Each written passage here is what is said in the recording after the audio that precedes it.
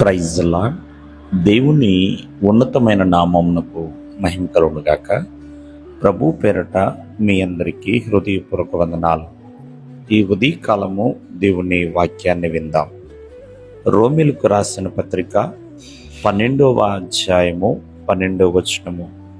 నిరీక్షణ గలవారై సంతోషించుచు, శ్రమయందు ఓర్పు గలవారై, ప్రార్థనయందు పట్టుదల కలిగి ఉండుడి.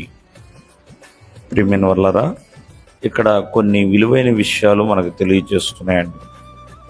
మనం జీవితంలో ఎన్నో ఆశలు ఉన్నాయి, ఎన్నో కోరికలు ఉంటూ ఉంటాయి.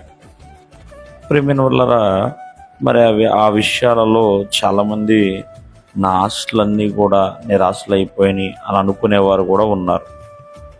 మరి అటువంటి వారితో దేవుడు మాట్లాడుతున్న చక్కటి మాటలు, నిరీక్షణ కలిగి సంతోషించండి. ఎందుకంటే ఎదురు చూపులోనే ఆనందం అనేది ఉందండి.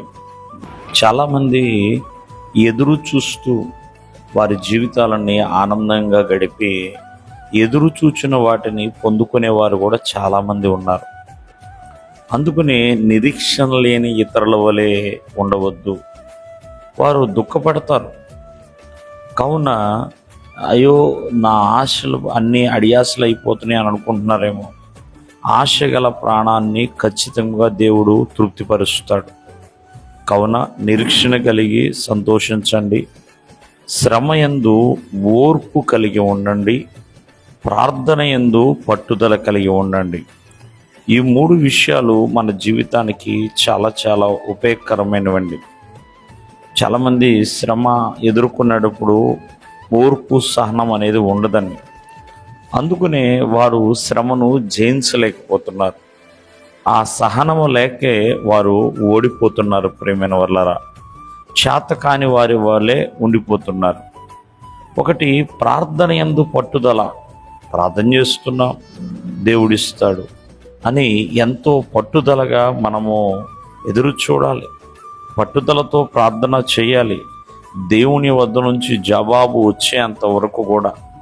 ఉదాహరణగా చెప్తాను వినండి. రాత్రంతా పట్టుదలతో ప్రార్థన చేశాడు యాకోబు. దేవుని యొద్ద నుంచి జవాబుని తను పొందుకున్నాడు.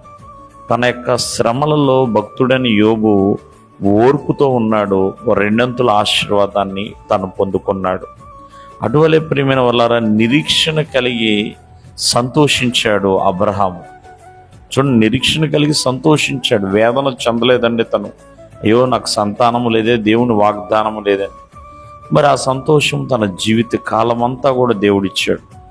కావున ఎప్పుడూ కూడా మరి ఆశ లేని వారిగా ఉండకూడదు. దేవుడు మిమ్మల్ని ఆశీర్వదించునుగాక. ఆమేన్.